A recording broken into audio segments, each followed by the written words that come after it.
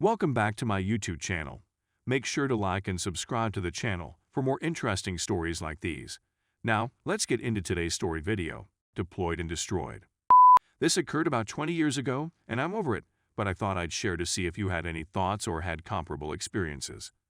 I never had a good marriage with my first wife, and there were a number of warning signals that I ignored at first since I had no real experience dealing with older women. At the time, I was 23 and she was 28. To cut a long story short, I enlisted in the military after 9/11 because I thought we were headed to war and that I would be deployed.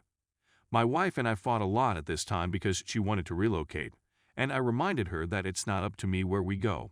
I'm Uncle Sam's property until my tour is done. Needless to say, orders came down shortly after we were stationed at Riley that we would be deploying to Iraq, despite the fact that we had several times over the following few weeks. It was almost like when we first met, so I certainly didn't believe anything was wrong. Fast forward to deployment day, and as you may expect, we're both a shambles. I'll save you the tedious details of the flight over since there isn't much to say. We landed in Kuwait, and I was assigned to 2-34 armor, big boy stuff. We were entrusted with securing several places for rebuilding and reuse, but I can't go into any more detail. I was deployed for 3 months before we had a post set up enough to receive mail and make phone calls home using a satellite phone. The first few times I phoned, there was no response. Then mail began to pour for everyone, except me.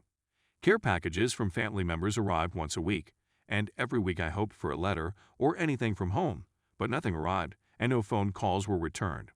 It came to the point where other troops were contributing items to me since I was the only one with a normal TA-50. 9 months later, no letters, parcels, or phone calls from my wife, and I was psychologically not in a good place. Where I was a very awful place. That's all I'm going to say about that. I'm told I need to take leave and return home, but I have no idea why I'm being sent home only to find an empty house. When I say empty, I mean entirely empty, including all of my clothes. Later, I learned through a neighbor that she had moved some guy into my home for 4 months, and that the word was that she was pregnant. It gets better. She stopped paying my vehicle payments and it was repossessed. She wiped out the bank accounts and maxed up the credit cards purchasing new housewares for her new abode. She would camp out at the ATM and wait for my salary to be deposited into my account before withdrawing all of the money but some change. I would have tried it, but the closest ATM was 5-7 miles away. I didn't have a vehicle, and it was winter in Kansas. Let me tell you, washing your clothes in the sink and drying them on the stair railing every day since you didn't have a washing machine or a dryer wasn't enjoyable. I had to beg for MRE from supplies since I didn't have any money to eat. She made sure of that. I saw her for about 10 minutes before leaving the military, and she decided to tell me she was having twins, which obviously weren't mine. And JAG doesn't give about the soldier, only the spouse, and even though she cheated, she was still entitled to my check, which she was taking. We're obviously divorced, and I left out a lot of the others she did, because if I put it all in this would be a novel. If you want to know, leave a comment and I'll respond later. Here's an update, as well as some of the more personal information I left out of the first article. When I returned to the United States and saw my empty home, something within me shattered, as I'm sure most of you can relate to, but I was also shell-shocked, PTSD, as we used to call it back then. I wasn't in touch with relatives at the time, so I had no communication with anybody other than the wife who had abandoned me. Friends believe me when I say that gazing at those quiet walls, hearing voices, and wanting to reply to them may put your sanity to the test. My commander suspected something was wrong since I had dropped from roughly 220 pounds to 170 in about a month owing to stress, a lack of food, a lack of sleep, and running 3 miles every night to drown out the voices in my brain. Prior to this, I hadn't actually talked to my ex-wife, and since I'd returned, I'd seen her about post-driving a vehicle she purchased in my name with a general power of attorney. I was at my lowest point, sitting in a psychiatric institution, psychologically and physically devastated and wanting nothing more than for it all to stop. Let me tell you, if you've ever gone to one of those locations, you know it's a whole other beast. I mean, you'll see stuff that make you wonder how terrible you actually have it. Don't get me wrong, my circumstance was terrible, but it could have been far worse. I got a visitor notification, and guess who it is? My ex-wife, who is 6 to 7 months pregnant and came to see if she could complete the job. You're not going to believe this, and I wouldn't have believed it if it hadn't happened to me. She told me everything. That she had moved him in 2 weeks after I was overseas, and that the affair had lasted a year. He was with me every time I went out on a field operation, and they had intended to depart as soon as I returned but felt it was best to be gone before I returned. At this time, I was fully crimson, and it took every ounce of mental power and control I had not to jump over the desk and smash both feet off in her cheating. I'm not sure what happened to me, but I got this insane calm and I suppose my poker face came out. I remember her expression going from smug nasty, "I hope you rot in here too," and I remember feeling like a passenger in my own body since I couldn't control my tongue at this point. "So is there anything I can point to here? Or are you simply bored?" I said. "I'm taking the remainder of what you owe me," she said. "I didn't owe you anything that you hadn't already stolen."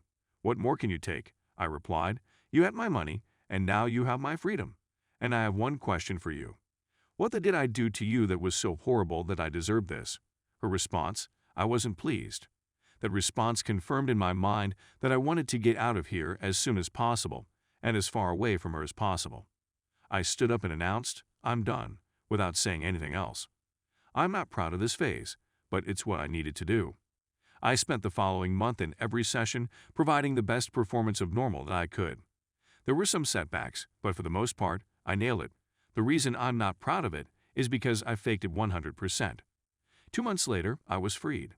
The damage had been done, and when I discovered how terrible I really was during the 2 months I was in the hospital, she had stopped taking all of my money and was leaving approximately $300 out of each check. It was, after all, better than nothing. I plunged severely into alcoholism and was wasting my little money on drink and going to strip clubs. I was absolutely out of control. I reasoned that because I had nothing to lose, I had nothing to lose. This went on for about 2.5 months of alcohol strippers and with Barrett's rats. Military members know what this is, until I got papers to process, and I remember asking the NOC on duty, "Since I get paid tomorrow, and I'm technically out of the Army today, do I have to pay my soon-to-be ex?" No. Oh my goodness, I was finally tossed a bone. I requested the earliest freaking trip possible, climbed on the aircraft, and saw Kea shrink in the window, and it was the nicest feeling in the world. There's a whole other narrative in between, but I'll go straight to the point where she acquired hers. About 2 years later, I'm served with divorce papers. Yeah, I know I should have filed, and I'm sweating. Since we all know how this works for most guys, and I was dating my present wife at the time. So my father, my girlfriend, and I go down to the courthouse, and I see her there with a buddy. And I can feel the wrath and envy rise up in her eyes since my GF is an improvement in pretty much every aspect possible from her, and she knew it.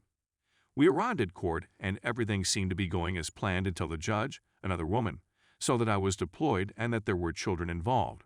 When the ex hurriedly tried to rush past that the judge asked what the arrangement was, I said, "They aren't my children, Your Honor." She looked at her paperwork again, and then it all changed. Here comes the Enola folks. Reference to a bomb. A good friend of mine informed me that she had previously been married.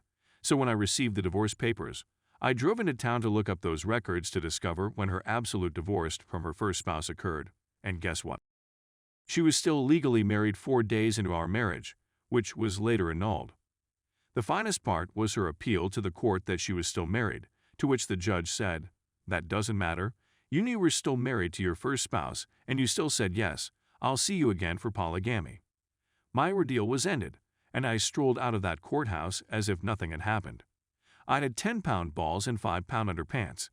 I married my girlfriend 2 years later and had a son.